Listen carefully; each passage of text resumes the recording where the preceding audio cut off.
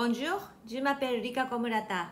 Merci d'avoir visité l'atelier musical du village, volume 12.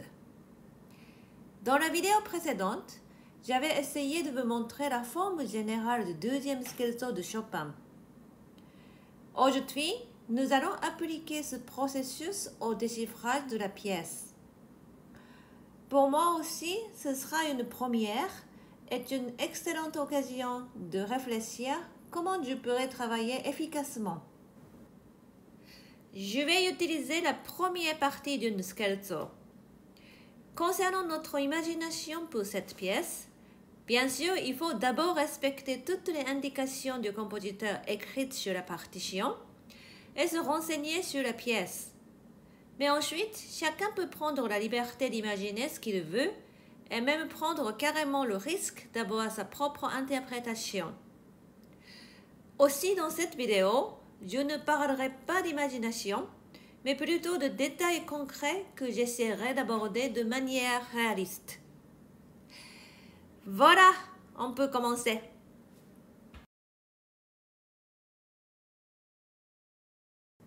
Je pense la musique comme une phrase dont les mots sont de la musique.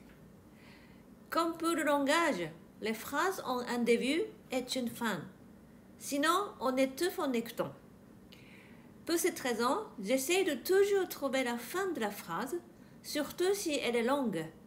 Et puis, je regarde à l'intérieur comment elle est faite. Avec ce scherzo, c'est relativement facile à comprendre. Du début jusqu'à la 48e mesure, c'est une seule et très grande phrase. Aujourd'hui, nous allons regarder à l'intérieur de cette phrase.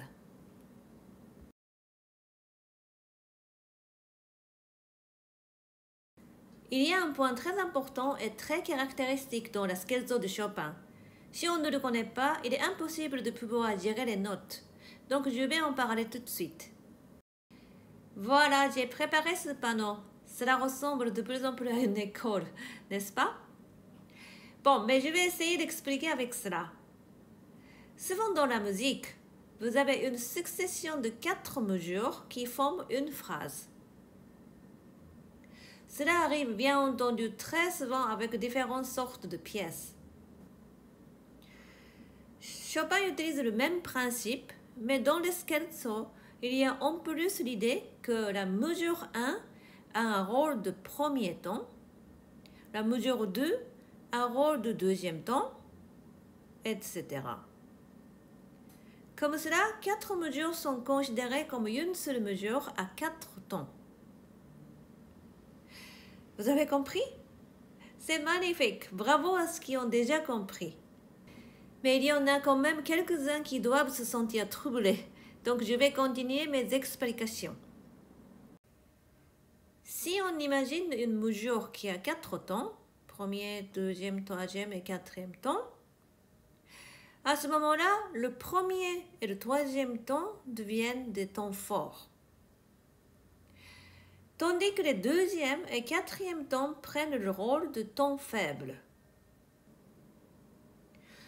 Si on revient au scherzo, la première mesure a le rôle du premier ton, donc de ton fort, alors que la deuxième mesure prend le rôle de deuxième ton, donc de ton faible.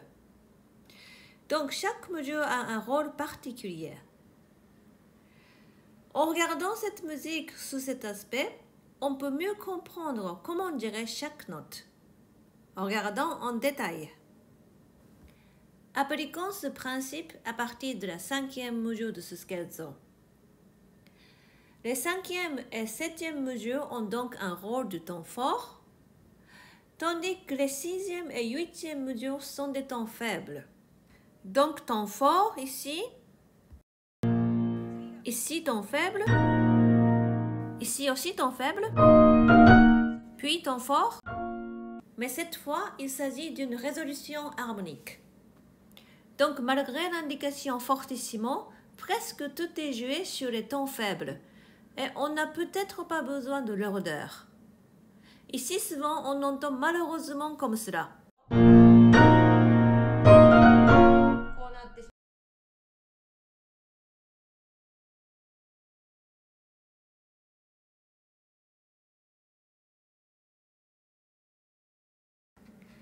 Personnellement, au début du travail, je supprime la difficulté en jouant une forme simple.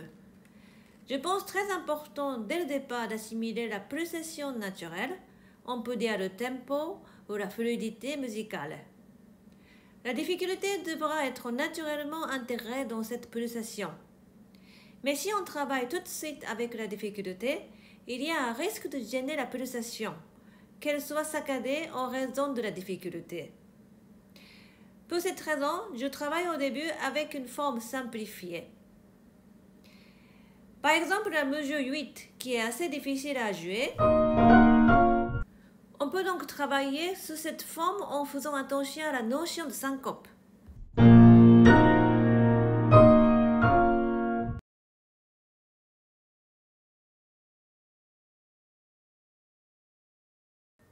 En regardant la partition, dans cette première section, il y a beaucoup de fortissimo et beaucoup de pianissimo. En ce qui concerne le fortissimo, on a l'impression qu'il revient souvent. Dans le cas où pianissimo et fortissimo se succèdent comme cela, moi je regarde tous les endroits fortissimo et j'essaye en les enchaînant de comprendre comment on peut faire une phrase avec seulement les endroits fortissimo.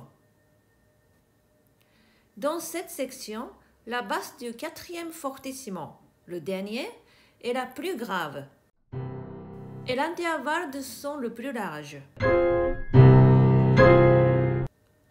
De plus, on peut noter que ce fortissimo conclut avec force la section. Cela me donne à penser que cette dernière fois, la quatrième donc, sera le sommet le plus dramatique. Dans les trois propositions qui restent, la deuxième est dans une tonalité majeure. Je vais probablement changer un peu la sonorité. En résumé, une première fois dramatique, une deuxième en ré bémol majeur avec un petit changement sonore, une troisième dramatique, et enfin la quatrième jouée en sommet dramatique de la section. Comme cela, j'ai défini la direction de la phrase et je peux travailler, mais toujours en simplifiant.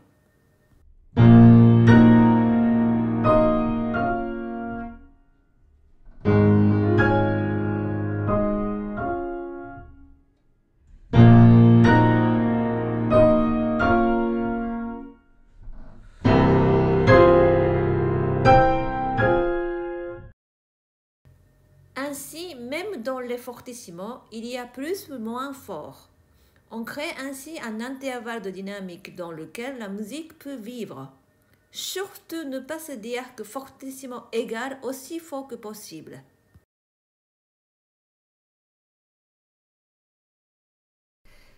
Maintenant, on va travailler la difficulté qu'on avait laissée de côté jusqu'à présent.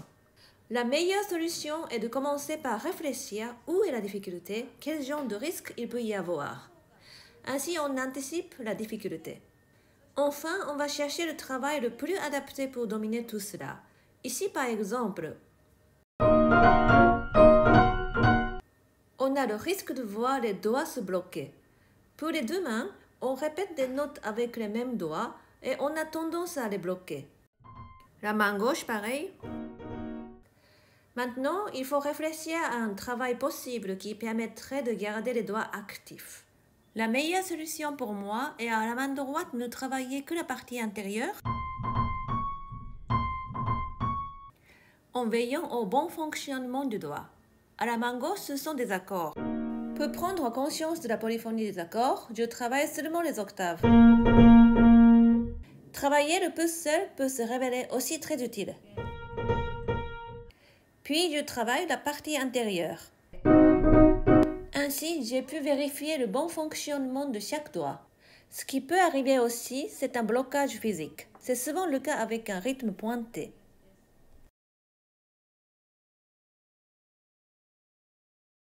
Un rythme pointé, c'est soit tan-ta, soit tan-ta-ta. C'est une combinaison de notes longues et de notes courtes. Quand on essaie de tenir physiquement la note longue en appuyant un peu, on n'est pas prêt à jouer la note courte. Donc cela peut arriver qu'on se coince techniquement. Ici par exemple, si on reste appuyé, on ne peut pas jouer la note courte. Comment peut-on travailler pour éviter ce blocage? Après avoir joué la note longue, il faut immédiatement revenir à C'est vrai que je vous en ai parlé dans une autre vidéo. Il faut revenir à la stand-by position. Ici par exemple. Après cela, il n'y a plus rien, mais il faut tout de même soutenir avec la main. Le centre de la main ne se décontracte jamais complètement. On revient donc à la position stand-by, puis on joue les notes courtes, avec légèreté et des doigts actifs. Voilà, pour cette difficulté, je procéderai comme cela. J'insiste, il est extrêmement important d'anticiper la difficulté, quel genre de difficulté, quel risque, puis adopter un travail adapté pour qu'il soit aussi efficace que possible. On a maintenant résolu le côté fortissimo. On va regarder un peu ailleurs. On va parler de sforzando qui est situé à la mesure 22. J'aimerais bien d'abord fixer quel genre de sforzando est demandé. Pour cela, on va regarder le rôle de ce sforzando en s'appuyant sur l'idée des tons forts et des tons faibles. Si on compte, la 17e mesure devient un premier ton. Donc d'ici, on compte 1, 2, 3, 4, 1, 2. Ce sforzando est situé à un endroit assez étonnant. 1, 2, un contretemps sur le deuxième ton. Probablement, Chopin demande une expression comme si on était poussé vers l'avant. Si on ne regarde pas de cette manière, on va simplement donner un accent. Mais en faisant attention aux tons forts et aux tons faibles, on peut jouer chaque note de différentes manières et donner une signification à chaque chose.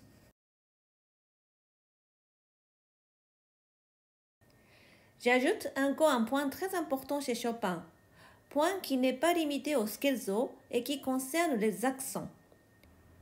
Comme tout à l'heure, s'il a besoin d'un son accentué, alors il écrit sforzando. Par contre, lorsqu'il s'agit de ce signe qu'on appelle accent, ce genre de signe, ce n'est pas un accent au sens choc pour Chopin. C'est plutôt qu'il veut renforcer l'expression ou amorcer un élan ou renforcer la longueur d'une note longue. Donc un signe qu'il utilise plutôt pour l'expression. Par exemple, sur les mesures 18, 19 et 20, il met un accent. Par contre, sur la mesure 22, il met un sforzando.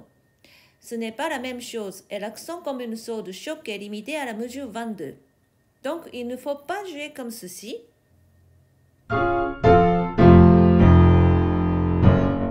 La musique est très coupée verticalement. En plus, la fin n'a absolument pas d'effet. Par contre, si on cherche à renforcer l'expression, alors on joue comme ceci.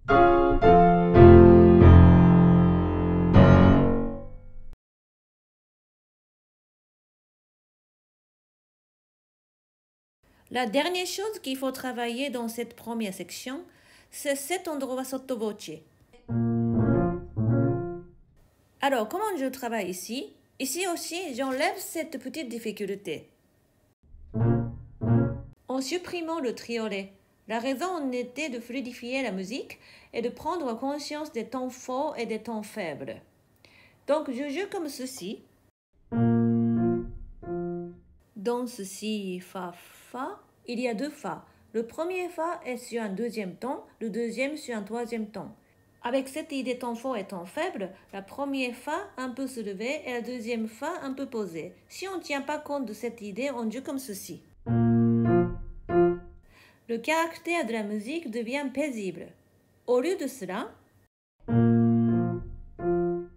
on essaie de chercher jusqu'à ce que l'on trouve cette sensation de deuxième et de troisième ton. Et puis on ajoute le reste. On essaie d'intégrer le triolet. On travaille donc dans cet ordre-là.